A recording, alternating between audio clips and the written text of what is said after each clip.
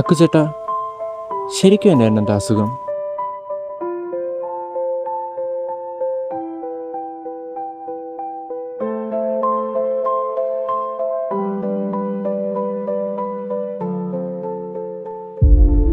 നിന്റെ ചേട്ടൻ ഇപ്പൊ എങ്ങനെയുണ്ടാ? ഓക്കെ ആണോ?